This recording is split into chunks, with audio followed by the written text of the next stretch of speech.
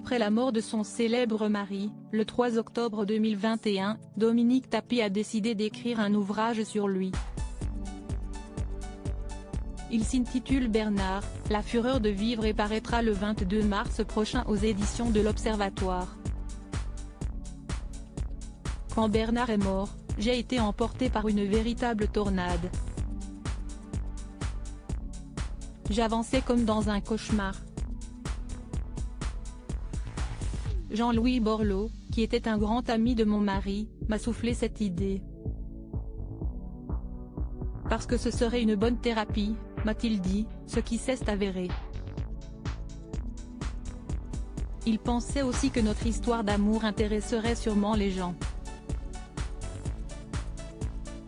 Et puis c'était le moyen pour moi de rétablir certaines vérités, explique-t-elle dans le nouveau numéro de Paris Match, dans les kiosques ce jeudi 16 mars et pour lequel elle apparaît en couverture.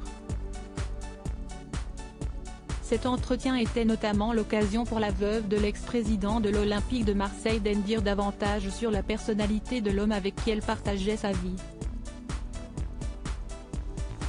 Une personne qui suscitait autant de haine que d'amour, écrit le magazine, avant que Dominique Tapie ne partage cette opinion, il ne laissait personne indifférent, s'y estiverait.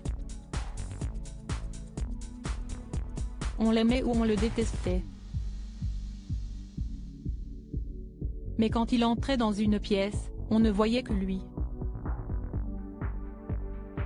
Une prestance qui a permis aux politiciens d'avoir beaucoup de succès auprès des femmes, reconnaît-elle.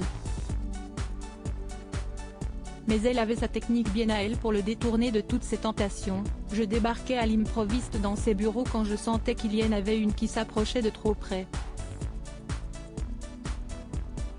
Du piquant dans notre couple. Dominique Tapie précise également qu'il était, autant l'un que l'autre, très jaloux et exclusif.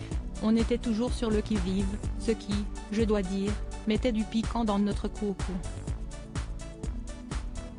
Elle s'est notamment souvenue de ce jour où Bernard Tapie lui a fait une crise de jalousie, sous morphine et à 2 h du matin, il a quand même réussi à faire une scène au médecin. « Où est-ce que tu fous là toi?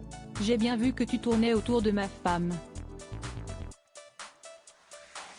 Pour rappel, ils ont eu 2 enfants ensemble, Laurent, né le 7 octobre 1974, et Sophie, née le 20 février 1988. Ils s'étaient dit oui le 23 mai 1987, au cours d'un somptueux mariage organisé à Corfou, en Grèce. L'intégralité de l'interview de Dominique Tapie est à retrouver dans Paris Match, numéro du 16 mars 2023.